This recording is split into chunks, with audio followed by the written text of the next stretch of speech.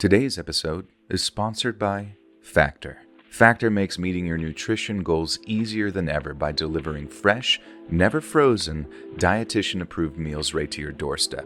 Their team of gourmet chefs create each meal using only ingredients with integrity to help you feel your best all day long. Eat stress-free this fall with Factor's delicious, ready-to-eat meals. Every fresh, never frozen meal is chef-crafted, dietitian-approved, and ready to eat in just 2 minutes. You can choose from a weekly menu of 35 options, including popular options like Calorie Smart, Keto, Protein Plus, or Vegan and Veggie. Also, discover more than 60 add-ons every week, like breakfast, on-the-go lunch, snacks, and beverages to help you stay fueled and feel good all day long. And when things get hectic, Factor is flexible. You can change your order up every week with plans from 4 to 18 meals per week, or pause or reschedule your deliveries anytime. I personally love Factor when it comes to calorie and macro counting, which obviously is essential for anyone like me who's heading to the gym, on the go, or just trying to watch your calorie intake. Factor's got all the nutritional info clearly labeled and takes out the guesswork while also cutting down on trips to the grocery store and food prep. So get started today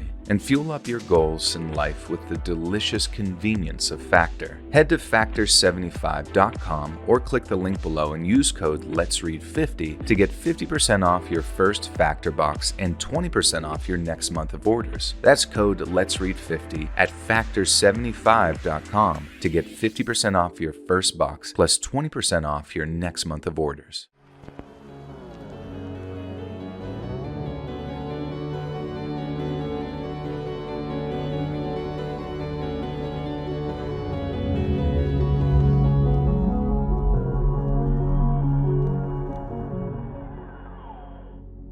What I'm about to tell you is a story so often told that it's passed into legend around the hills of northwest Georgia. It's a tale of love, loss, and liquor, a story folks have been telling each other for almost 100 years.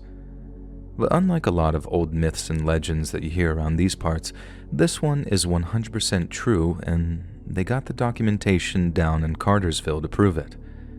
Ladies and gentlemen, this is the story of Fast Eddie Pettimore. According to his birth certificate, Edward Lee Pettimore Jr. was born on July 13th of 1904 in a little town called Varnell, just off of Route 2. His daddy was a mechanic, worked his way into fixing automobiles after they came commercially available, and could have ended up quite a wealthy man. But unfortunately for his family, Eddie Lee Sr. was a drunk, and sometimes only brought home maybe 1 or 2 days' wages a week. But then, in early 1920, the federal government instituted the Volstead Act, which banned the sale and manufacture of alcoholic beverages, and the era of prohibition had begun. Now, Eddie Sr. could have taken the opportunity to dry himself out and find his way back to Jesus, but he didn't want to live in a world where he couldn't get a drink, even if it meant living beyond his means. Yet in doing so, Eddie Sr. ended up owing money to the kind of folks you really don't want to owe money to. They gave him a choice: make weekly liquor runs up to Chattanooga, cross the Tennessee state line, or be found hanging from a poplar tree. Eddie Sr. chose the former, and after getting his hands on an old Model T, he chopped that thing down and souped up its engine until it was nothing short of hell on wheels. Eddie Sr.'s old Ford was now fit to outrun any cop car in America. The only problem was, he wasn't nearly as gifted a driver as he was a mechanic. One night, following a blistering pursuit by state revenue men, Eddie Sr. lost control of his vehicle, careened off the highway, and smashed into an oak tree doing almost 100 miles an hour. The revenue men following him didn't bother trying to put out the fireball. They let that bootlegger burn, and then simply waited to see who showed up missing.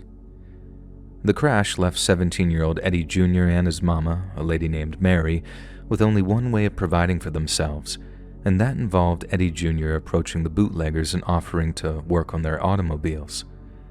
You see, to Eddie Jr., his dad had always been his hero, because from where he was standing, his deadbeat lush of a father had one day cleaned up his act, at least partially anyway, and had suddenly started bringing home hundreds of dollars a month. Eddie Jr. also noticed how skilled his daddy was at fixing up automobiles, and it was something that he paid attention to from a very early age.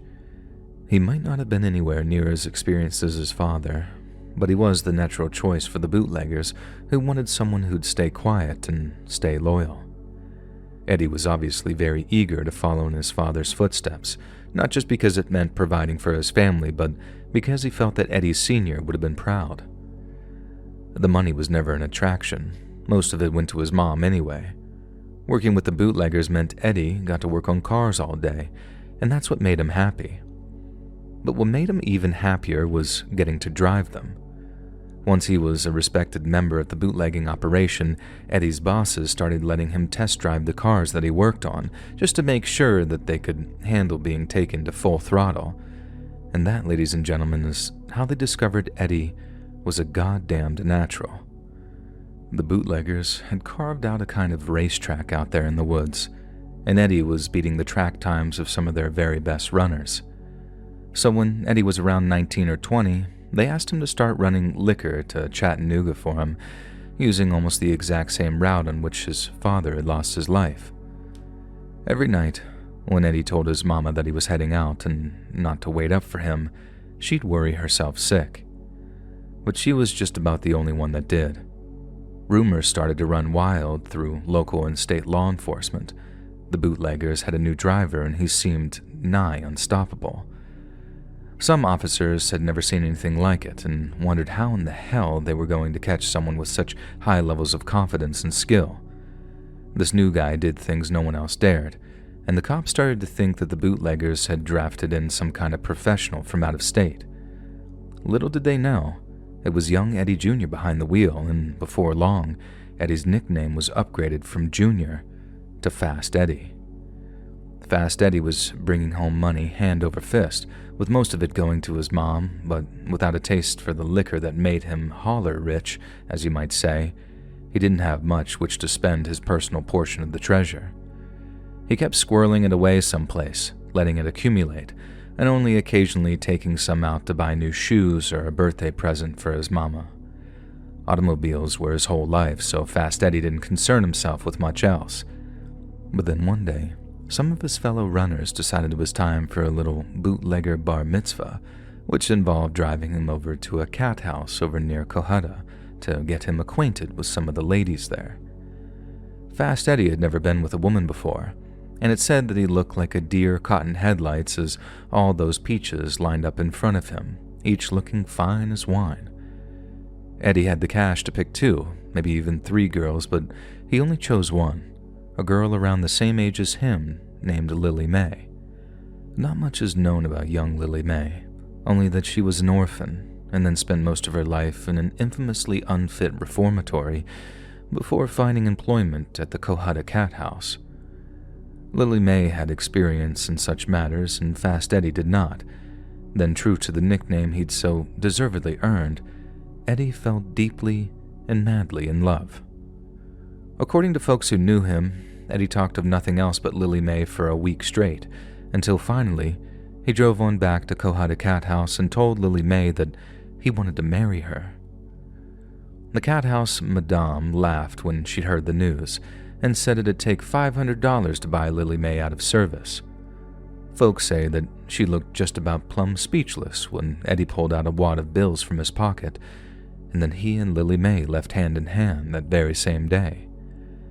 As the story goes, Eddie moved his mama and Lily May into a place on Alpharetta Drive, just across from where Maple Grove Baptist Church stands today. And for about a year or 2, they lived there in peace, with Eddie's identity as the bootlegger's ace runner being a closely guarded secret. But then one night, a rainstorm left the highway slicker than a greased pig, and for the first time in his career, Fast Eddie had lost control of his vehicle and was sent careening off the road.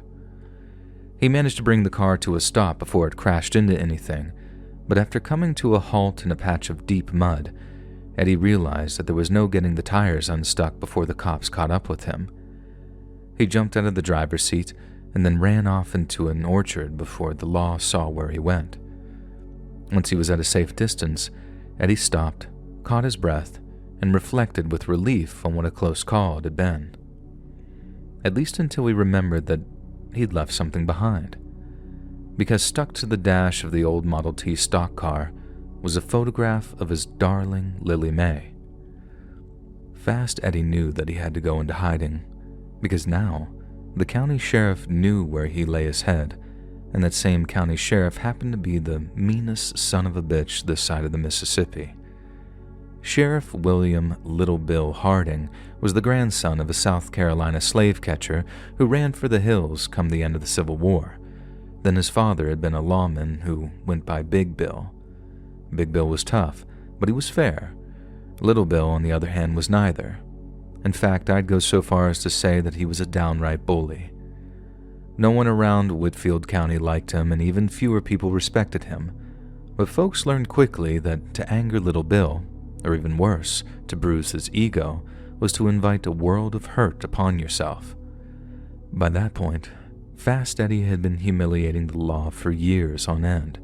So when Little Bill found out who'd been driving those stock cars and making them look like jackasses for so long, he was ready to rain fire and brimstone down on old Fast Eddie Pettimore. Sheriff Harding and his boys showed up to Eddie's place at the break of dawn and turned the house upside down in the hopes of finding him. They trashed the place, terrorized his wife and mama, but Eddie had long since departed. He was still doing liquor runs for his bootlegging buddies, and he still stopped by the house from time to time. But where he lay his head and where he kept his money remained a mystery to the county sheriff, as well as the state revenue men who were breathing down his neck. Night after night, Harding and his boys patrolled the highways northwest of Georgia, waiting and watching for any sign of Fast Eddie. Then in the twilight of a summer's evening back in 1924, two of Harding's pursuit vehicles were involved in a high-speed crash. One of his deputies lost his life. Eddie saw the crash unfolding behind him, and he knew it was a bad one, but he kept on driving towards the state line and made his delivery all the same. According to the bootlegger's routine, Eddie would make the delivery to Chattanooga in one vehicle and then return in another, much less conspicuous one, and never via the same route. This meant that he didn't return home until daylight the next morning, at which point he'd retire to his hideout to sleep until late afternoon. But upon his return to Whitfield County that morning, Fast Eddie had a bad feeling in his gut and decided to stop by the house to check on his mama as well as his sweetheart, Lily Mae. Whenever Eddie rolled up to the house in the morning following a run, he'd always smell the fixings of a hearty southern breakfast. There'd be the aroma of sizzling sausage and bacon fat floating on the breeze, maybe the sweet scent of fried apples in there too. But on this particular morning, all Fast Eddie could smell when he opened up the door of his mama's house was the sour, metallic stink of spilled blood. Eddie's mama was nowhere to be found. But in the bathroom, lying in a white porcelain tub now stained with her blood, was the dead body of his darling Lily Mae. Her head had been bashed in with one of Eddie's lug wrenches, and sitting on a nearby bath mat was a note that simply said, "I didn't mean to hurt her," signed Edward Pettimore Jr. Little Bill Harding had avenged his fallen deputy, and in doing so, had framed Fast Eddie for the murder of his one true love. Eddie was accustomed to being a wanted man, but with word spreading that he was Lily Mae's killer, the young bootlegger had no idea who he could and could not trust. I've also no doubt that Sheriff and his boys anticipated some kind of retaliation. Hell, maybe some of them were even a little scared. But as the days went by and there was no sign of Fast Eddie on any of Georgia's highways, local lawmen started to believe that he'd simply turned tail and fled. Although not everyone believed that Eddie murdered Lily Mae, enough people bought it for him to lose his status as a plucky folk hero, and without being able to hide among the sympathetic, Eddie had no choice but to go on the run. Many months later, on a lazy Sunday afternoon, a couple of deputies were sitting in the Varnell Sheriff's Department when a car pulled into the parking lot and started honking its horn. They weren't expecting anyone, so they figured the honking was for someone in the city office on the other side of the parking lot. But then the driver kept honking, and honking, and honking, until eventually, Sheriff Harding barged out of his office and ordered the two deputies to silence the driver under pain of arrest. But when the two deputies walked outside, they saw the car idling in the parking lot, and that it was no ordinary vehicle. It was a stripped-down Buick Master 6, refitted with a state-of-the-art V8 engine, and sitting in the driver's seat was Fast Eddie Pettimore. The two deputies turned on their heels, ran back into the office, and yelled to the sheriff that none other than Edward Lee Pettimore Jr. was sitting in the parking lot outside. The sheriff ran out just in time to see Fast Eddie taking off southbound towards Tunnel Hill Road, and then after running to his own car, he and the two deputies took off after him, driving 3 different vehicles. In the past, Sheriff Harding knew that he and his boys could never catch up with Fast Eddie, but over the previous few months, they too had been chopping down their pursuit vehicles, making them lighter and lighter until they were just about ready to compete with the kind of greased lightning bolts that Fast Eddie drove. Meaning this time, they were ready for him. The sheriff and his boys were tearing down the highway at close to 100 miles an hour, intent on keeping the pedal to the metal until they caught sight of Fast Eddie's Buick. They must have gone for 15 to 20 miles. Each time they'd see a car ahead of them, and it turned out to be some innocent citizen, clinging to their wheel in terror as a bunch of siren-screeching stock cars burned past them on the highway. They kept on going, praying they hadn't wasted their opportunity, until suddenly, Sheriff Harding saw a dark speck on the horizon. Believing it to be Fast Eddie, Harding pushed the engine of his stock car to the very limit in the hopes of catching up to him, and he didn't have to wait long. What happened next took place over the course of maybe 2 or 3 seconds. Harding spotted Eddie, and as the dark speck on the horizon grew larger, there was a split second when the sheriff believed that he was rapidly catching up. The only problem was, Eddie wasn't speeding away from him. Eddie was speeding towards him. But by the time Sheriff Harding realized what was happening, it was far too late to save himself. Fast Eddie smashed that Buick into Harding's Model T at almost 110 miles per hour, and with the sheriff's own vehicle scraping triple-digit speeds, the impact was catastrophic. Both cars erupted into a firestorm of steel, shrapnel, and broken glass, which instantly ended the lives of both Fast Eddie and Sheriff Harding, while secondary impacts caused such serious injuries to one deputy that both of his legs required amputation. When the news hit that Harding had been murdered and that Fast Eddie had been the one to do it, it sent shockwaves through the whole of Whitfield County. Some said Eddie was a delinquent who'd murdered his wife, murdered the sheriff, and probably murdered his mama too, since she was still missing. Others said that it must have been some kind of crazy accident, because while Eddie was many things, a bad driver he was most certainly not. But while all agreed that the income was completely unexpected, there's another thing folks are certain of too, and that's how Fast Eddie Pettimore's funeral enjoyed a much larger audience than Little Bill Harding's. Those that knew him, really knew him, didn't believe for a second that Eddie had murdered Lily May, but the folks who didn't know Eddie believed the headlines, and to them, he was a no-good wife slayer and a cop killer.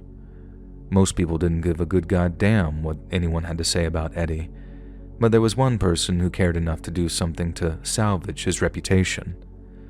Sometime later, a night train hailing all the way from Washington, D.C. rolled into Atlanta's terminal station, and from the first-class car emerged one of the most accomplished prosecuting attorneys on the entire eastern seaboard.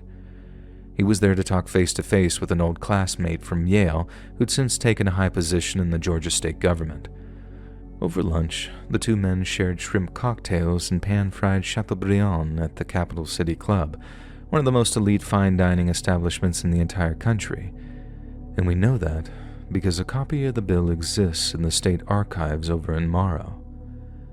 Then that very same afternoon, a team of agents from the Bureau of Investigation, which was only 10 years away from becoming the FBI, arrived in Varnell and began interviewing the new sheriff, as well as the deputies who'd once served under Harding regarding the murder of one Lily May McDermott.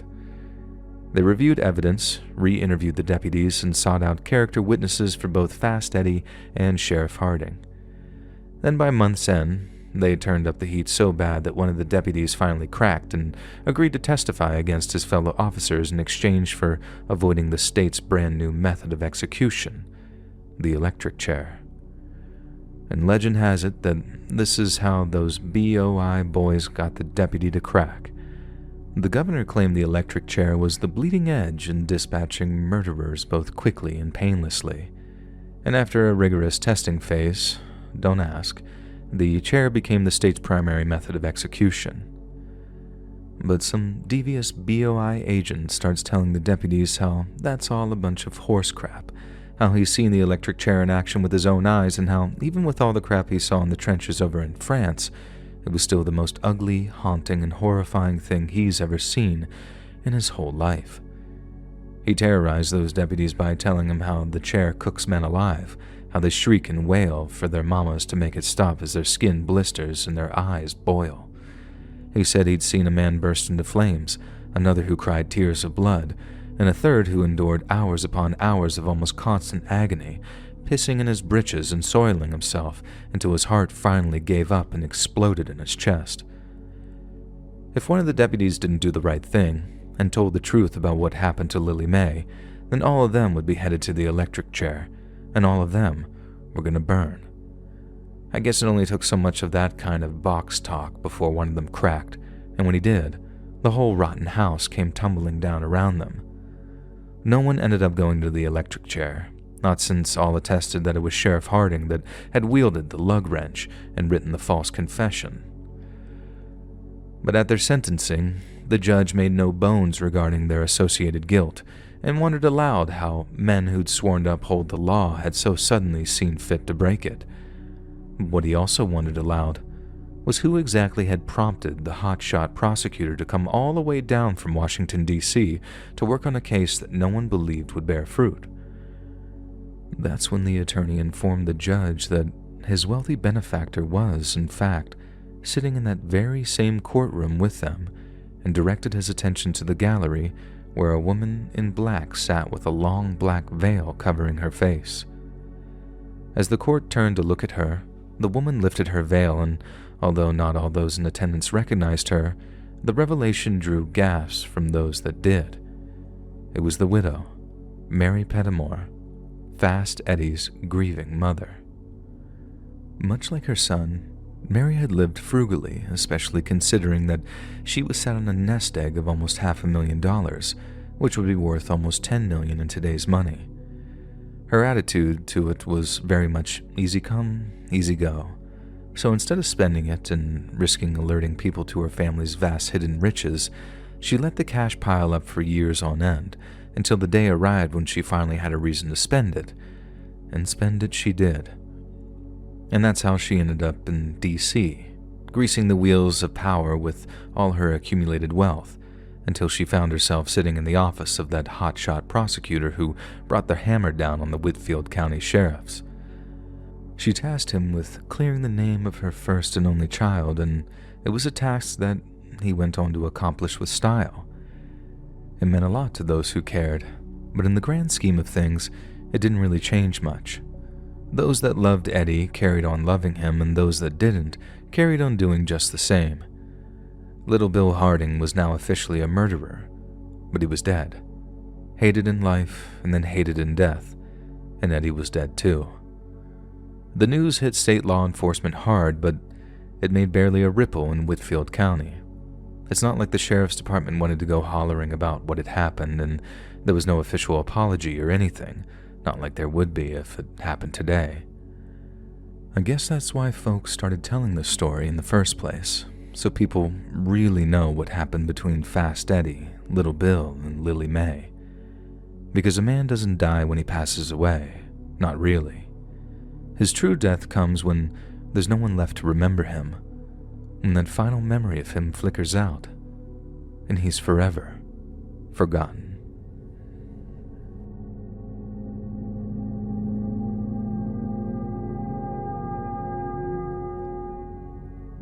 I don't know how we lost Afghanistan. As a former Army officer who served for 14 years with the 503rd Infantry Regiment, I feel like I should be able to provide some kind of cogent answer to the question of how one of the largest and most technologically advanced militaries on the planet just turned tail and ran one day. But I can't. And over the next decade, you're going to see 100 different books, movies, articles, documentaries, and TV specials, all attempting to explain what happened during the summer of 2021. They'll talk about how rumors of a Taliban troop build up boar fruit, how they captured town after town as they slowly surrounded Kabul, and how what started with innocent Americans falling from the 100th floor of One World Trade Center ended with innocent Afghans falling from the wheel wells of a soaring C-17. But it'll take a long time to be able to piece it all together and properly explain how the finest fighting force the world has ever known managed to snatch defeat from the jaws of victory. That's something I could never hope to achieve on my own.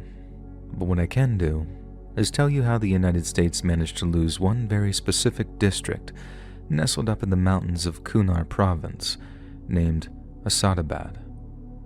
Asadabad is the smallest of Kunar's 16 administrative districts and consists of a small village from which it derives its name, along with a 50-mile-long strip of flat, fertile valley carved out by the Kunar River.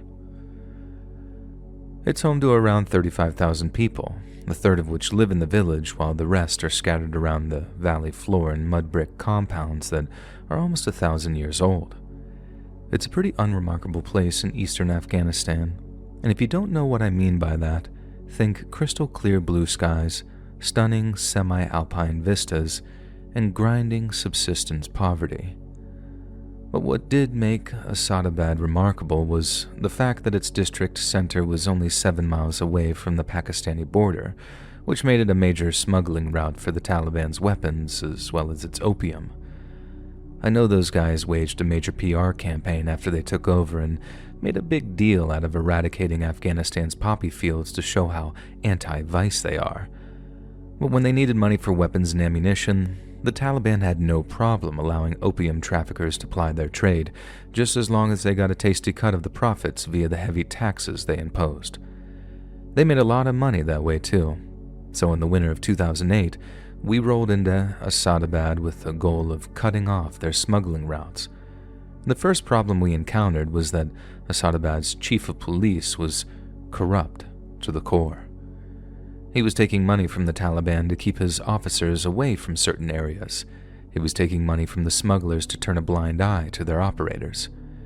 He was also taking money from a group of guerrillas turned gangsters called the Haqqani Network. But try as we might, we could never figure out why they were paying him, only that they were. And so the first thing on the agenda was finding a replacement.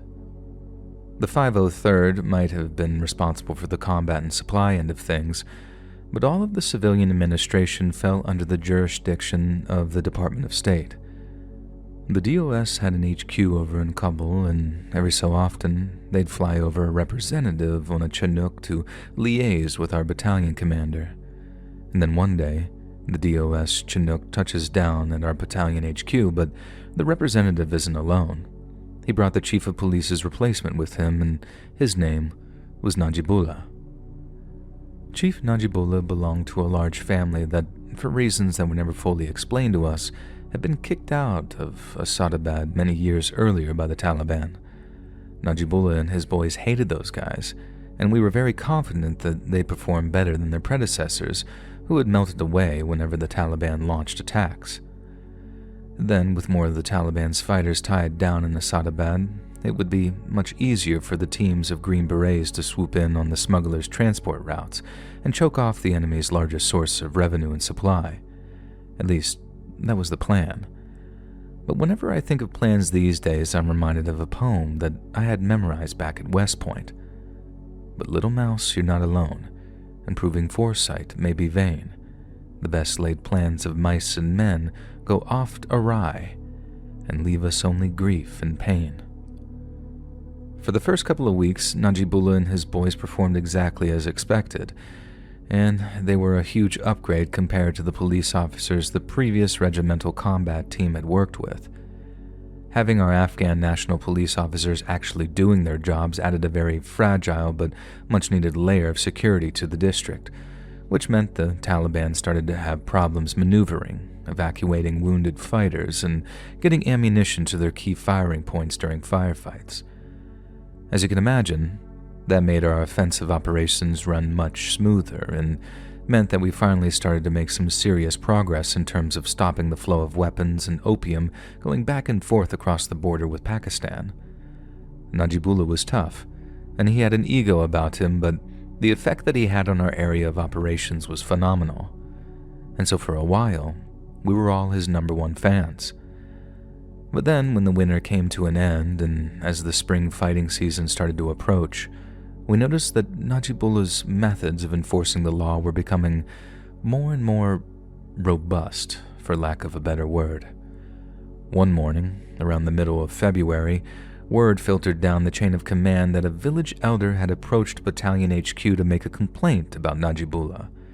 The chief, along with some of his fellow officers, had been searching a compound in the valley when a young boy began to talk back to him. Najibullah flew into a rage and started smacking this kid around. Then, when the boy's father demanded that he stop, Najibullah ordered one of his officers to hold the father at gunpoint and then proceeded to beat the man's son even harder. By the time the village elder arrived at Battalion HQ, the wounded kid, who turned out to be the elder's great-nephew, had been carried all the way to the small medical clinic in near Asadabad's district center and was receiving treatment for a broken eye socket and a severe concussion. The village elder then said that he managed to convince the boy's father not to kill Najibullah and his boys, but that in order for a lasting peace, he'd require ample monetary compensation. If there was one thing that was never short of in Afghanistan, it was cash. So getting the elder and his family their money was never going to be an issue. But on the other hand, the amount of goodwill we had with the local Afghans was, at the very best, minimal. And so after arranging for a family representative to swim by to pick up their cash, a few officers went over to the district center to talk to Najibullah about his conduct. But when confronted, he seemed confused. Through the translator, Najibullah explained that as part of his training, he'd been told how he had to win the respect of the local population. But how were the people going to respect him, he asked, if they didn't fear him? By the time the spring fighting season commenced, we'd convinced Najibullah that his enemies should fear arrest and detention, not corporal punishment or death. He promised he and his officers would follow the procedural guidelines we provided and would arrest all future suspects instead of just kicking the crap out of them on the spot. I heard one officer say that dealing with Najibullah was like pulling teeth, but honestly, I think it was more like herding cats. He gave the A&P guys all the guidance in the world, and they still just did their own thing. Sometimes their own thing proved very effective, like this one time when they rolled back into the district center carrying several kilos of raw opium they'd confiscated from some smugglers who they'd managed to ambush, forced to surrender, without even a single shot being fired. I remember asking Najibullah why he'd planned such a risky operation, and you know what he told me? He was bored. The Afghans were often crazy brave like that, and it saved the lives of my soldiers many times over. But then other times, the crap they pulled almost got a lot of them killed. One morning, the boys in 2nd Platoon performed a little advance-to-contact patrol at the western end of the valley. They were kind of like the search and destroy missions from Vietnam. Soldiers patrolled deeper and deeper into enemy territory until the enemy began shooting at them. But then if the soldiers were fired upon, they knew that they were headed in the right direction, at which point they'd advance under fire, destroy or rout the Taliban, then return to their operating bases for coffee and MREs. There was a place where 99 times out of 100, we'd start taking AK fire once we arrived. But then on one particular morning, an eerie silence hung over the landscape and the Taliban were nowhere to be found. That marked the first time ever that we'd reached that western point in the valley and not been fired upon, so naturally we were very keen on figuring out why that was. My platoon made its way back to our FOB, then a detachment consisting of myself and a few guys from 2nd Squad walked all the way into the district center to speak to the lieutenant colonel and give a full, in-person report on what had happened that morning, or more accurately, what hadn't happened that morning. The moment we walked into the compound which housed the district center, which consisted of a whole bunch of administrative buildings, we saw some of Najib's boys hanging out smoking cigarettes and drinking chai. This wasn't out of the ordinary because it was approaching the hottest part of the day when the Afghans traditionally took a break. But as we walked past and said our salams, one of them says in broken English, "Taliban finish, Captain. Today. Taliban go home. No fighting." Me and my guy stopped dead in our tracks like, wait, what? How did they know? While Najib's guys had these big grins on their faces. It was possible that they too had noticed the absence of Taliban fighters that morning, but those big crap-eating grins made me suspect that they knew something we didn't. The second we walked into the room that served as the lieutenant colonel's daytime office, we saw Najib, smiling like he'd just found an extra fry at the bottom of his bag. It turns out, during the previous night, he and his boys had gone out into the valley and paid a visit to one of the compounds out there. They didn't barge their way in, and they didn't break anyone's skull either. In fact, all they did was arrest a villager suspected of supplying information to the Taliban. The lieutenant colonel was telling me all of that, which to me sounded like good news, but the look of disquiet on his face told me that there was a little more to the story, and boy was there ever. The suspect Najibullah had arrested was the mother of the Asadabad Taliban commanders, and in all likelihood, she had indeed provided her son with some kind of material support. But before that day, women and children were off limits. A brother or father that helped build an IED, they could expect to be shipped off to Kabul for a long spell in Pulicharki prison. But we knew that to mess with Afghan women, or worse, mess with their children, and you'd be asking for serious trouble. But then if Najib had just arrested some commander's mom, why wasn't the whole valley popping off with RPG and mortar fire? Well, that's because Najib had asked the woman's family to pass a message on to the Taliban commander, and that message was this: if one single bullet is fired by a Taliban rifle, or a single IED explodes anywhere in the valley, then the commander's mother would be tortured, violated, and then executed.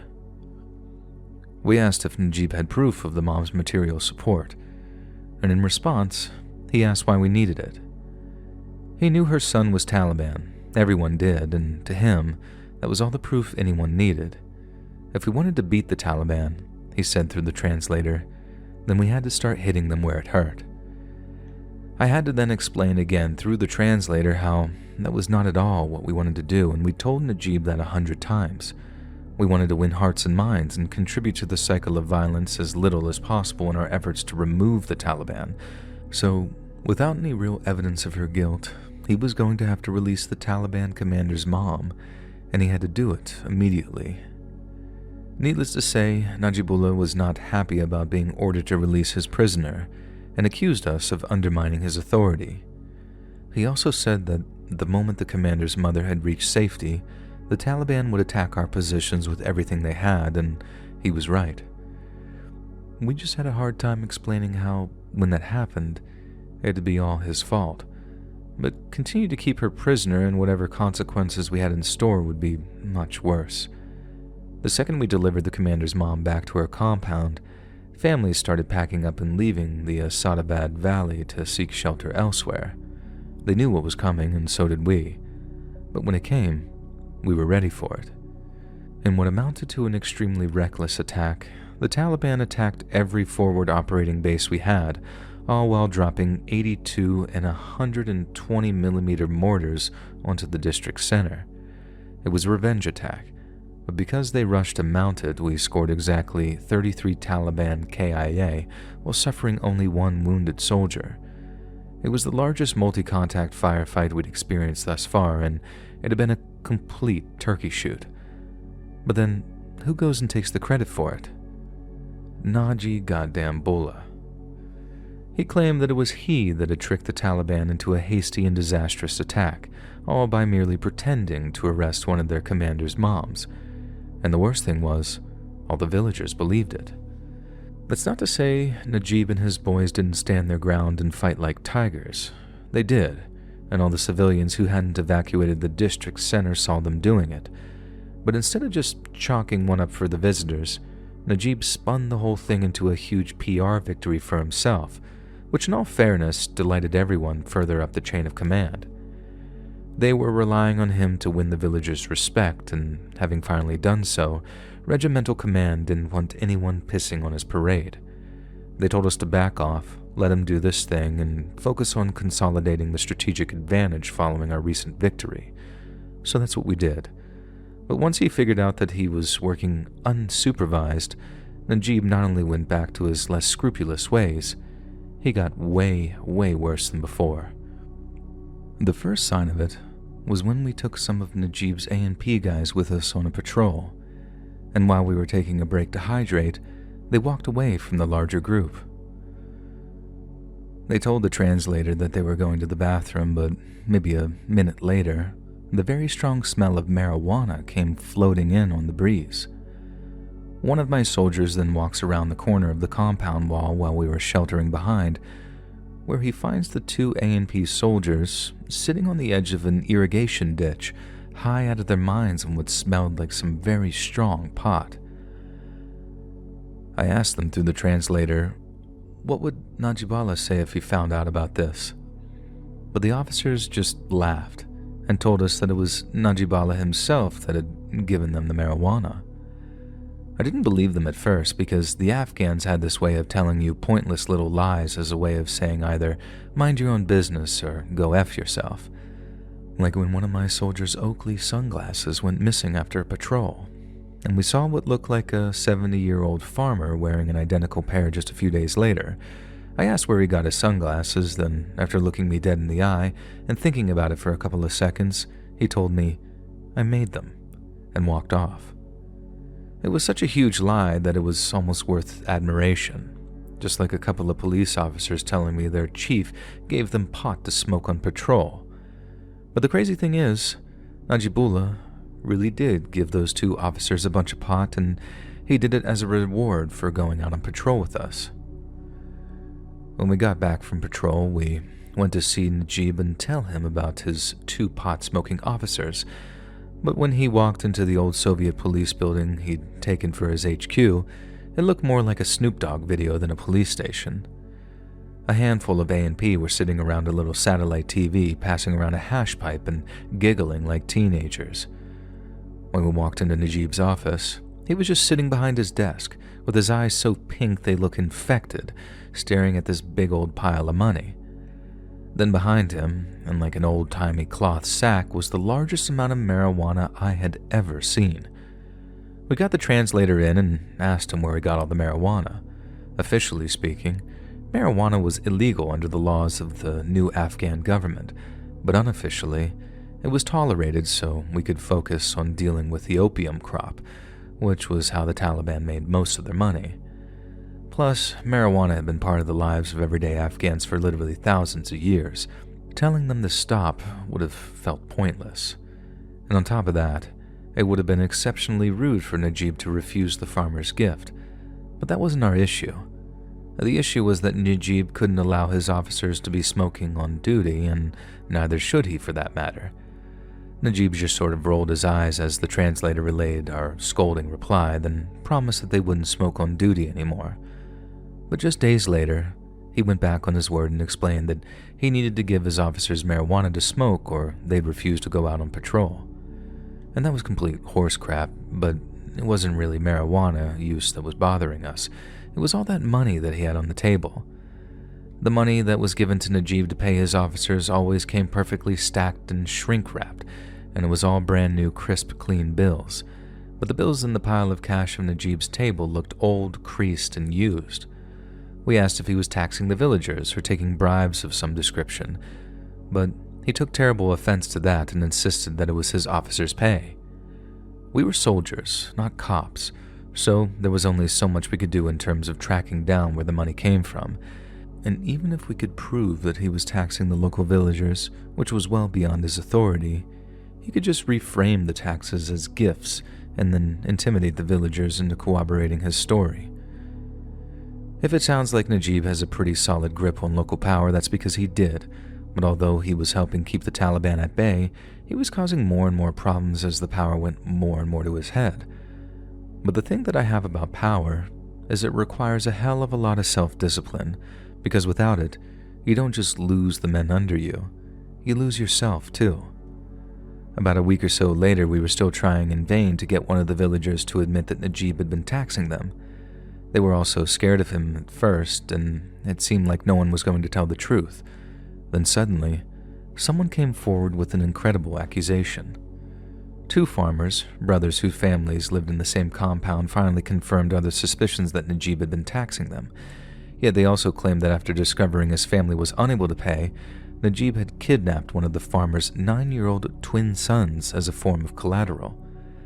Since that totally sounded like something Najib would do, me and the company first sergeant grabbed our translator and went over to the district center to demand their release. But when we arrived, we were barred entry to the office. 2 extremely stone-looking A&P officers told us that Najib was busy and that we should come back later. Through our translator, we told them that Najib didn't sound very busy because we could hear Pashtun pop music blaring from a stereo inside his office.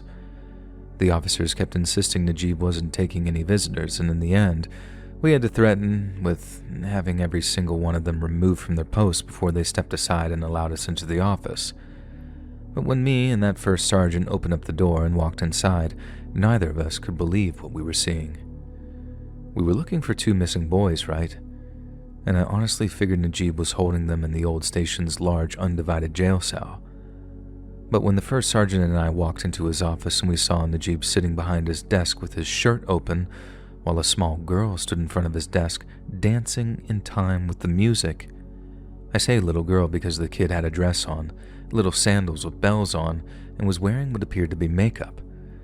The same could be said for what I thought was a second little girl who was lying under a blanket on the opposite side of the room, wearing this dead-eyed expression on her face.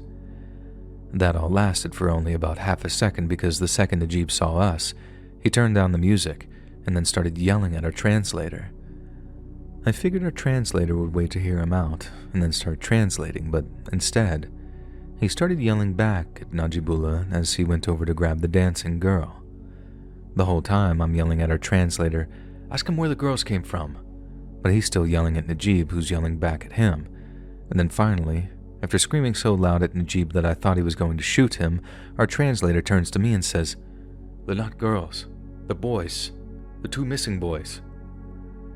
He then asked me to help carry the kid lying in the corner who turned out to be completely naked under that blanket. Now, side note, I just literally had to get up and pace around the room for a while because what I'm about to go into is possibly the most disturbing and upsetting thing I've ever learned in my whole life. And for those of you that are about to be eternally scarred by what I'm about to tell you, then I sincerely apologize. And for those of you that don't believe me, then I implore you to look it up, because every word of what I'm about to tell you is true. In Afghanistan and northern Pakistan, certain men practice an ancient tradition that they refer to as bachabazi. Bachabazi is when older men take a young boy who hasn't gone through puberty yet, and then they dress him up like a little girl and make him dance. Now, this might just sound a little goofy or perhaps a little cruel, but it gets way worse than that. Because after they're done making the boy dance, the older men in attendance take turns doing things that no grown man should be doing with a child. Seeing it up close for the first time, but only seeing the dancing phase, the first sergeant and I had no idea what we were looking at. But our translator did, and after handing over the kid that he was carrying to the first sergeant, we had to talk him out of walking back into the police HQ and shooting Najibullah dead. As you can imagine, we reported what Najib had been doing to regimental command, but what we were told was jaw-dropping. We were told that it was an internal issue, a problem only the Afghans had the remit to solve, and since Najib was still coasting on the victory of the late spring, none of his superiors wanted to replace him, and in so many words, we were told to ignore it. And hearing that made us feel physically sick, but even worse, we had no choice but to try and keep word from spreading among the soldiers, and that is something that still keeps me up at night.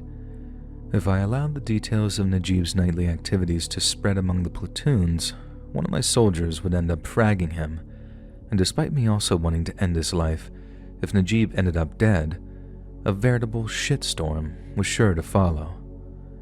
Our only hope was that one of the higher-ups saw fit to replace him, and sooner rather than later, because Najib's popularity among the villagers that didn't already hate him was starting to plummet. We knew things were reaching a breaking point when some of the A&P officers started to desert their posts. Not all of them were okay with him diddling kids in his office no matter how much cash or dope he offered them, and he did end up diddling more kids in that office. And so one by one, all of his guys just up and deserted in the middle of the night, until all that were left were a handful of his brothers and cousins who, for the record, were also taking part in the bachabazi sessions.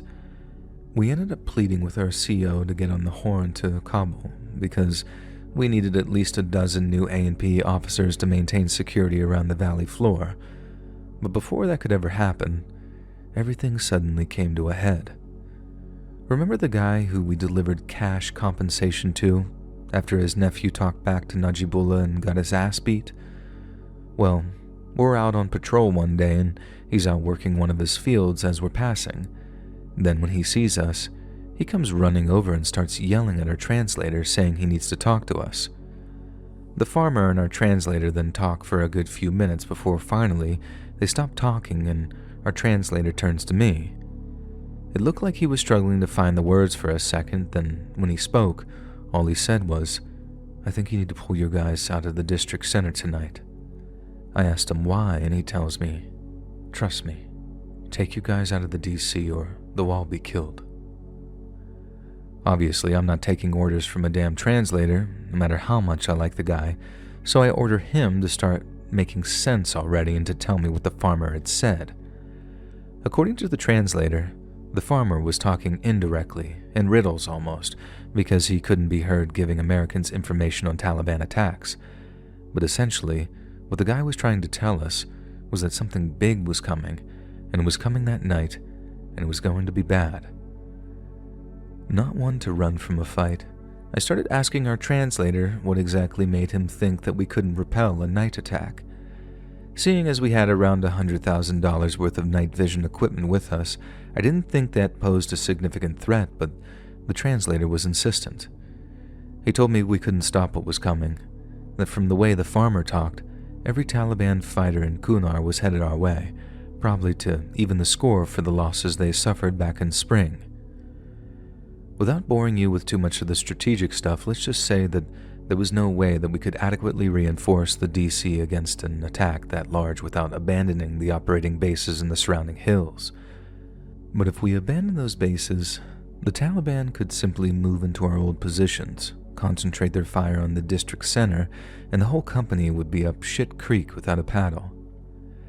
But then, leave our soldiers at the DC and they suffer a concentrated attack, they might be KIA before the cavalry even gets there to relieve them. So as you can see, we had no real choice but to pull them out, which, in turn, left Najibullah and his boys just a little more vulnerable than before, but still capable of defending themselves should they need to. That night, up in one of the hillside outposts, we watched and waited for the Taliban to attack. There was no way that, if they had numbers, the Taliban would focus their attack on the district center. That's just not how they operated. They like to tie you down in as many places as possible, then have assault teams try and get closer to you once you're pinned.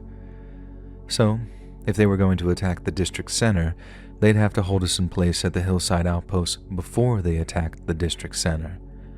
Then, once we thought we'd figured that out, it was just a matter of watching, waiting, and being ready for anything. Taliban attacks usually came from the direction of the setting sun, and they take advantage of the sun's glare to blind you to their firing positions. No shots were fired at sundown, so we figured the attack was coming later, and then sometime after midnight, we saw the headlights of a truck approaching Asadabad's district center. It was a lone vehicle, so we didn't immediately suspect it was the Taliban, especially not if they were planning on attacking in large numbers. Then as we watched the vehicle roll past the district center and towards Najib's police HQ, it stopped outside the compound's main gates. We were up on the hillside so we could watch all this unfolding at a distance. Then as the truck's headlights started illuminating the interior of the compound, we figured, okay, it must have been an A&P vehicle or something to be allowed entry into the compound. We all start to relax, thinking the warning of the attack might have been a false alarm, then out of nowhere, boom. The flash of the explosion lit up the hillsides as this huge orange fireball rose up from the valley floor. We all got into position, waiting for the Taliban to start firing on our hillside positions, but nothing came. Correctly assuming that it was a bomber that had just hit the police HQ, we had a few guys from 2nd Platoon rush down to the DC to defend against any follow-up attacks. But again, nothing happened. In the morning after the attack, we got to get a good look at the damage inflicted, then started pulling out bodies from the police HQ, which included Najibullah's. His body was covered in purple and black contusions from the force of the explosion, and his head had been half crushed, presumably by falling rubble. The explosive device the truck had been fitted with was so big that it had killed every one of the police officers guarding the HQ and killed all but one of those inside. The force of the explosion had thrown him off his feet, and apparently he'd landed on his neck, leaving him in a pretty bad way. He could talk, but when we asked him what had happened in the run-up to the explosion, he told us he had no idea. But we didn't have to wait long to find out what had happened. Back then, the Taliban used these small, cheap Motorola radios to communicate with each other, called ICOMs. But we loved those little things because all you had to do to listen in to their chatter was buy your own ICOM radio, then tune into their frequency. We had someone monitoring their radio traffic almost constantly, and while it had been relatively quiet the night before, they knew that we were listening, so they'd go tactically quiet before an attack. The following day had unleashed a beehive of activity.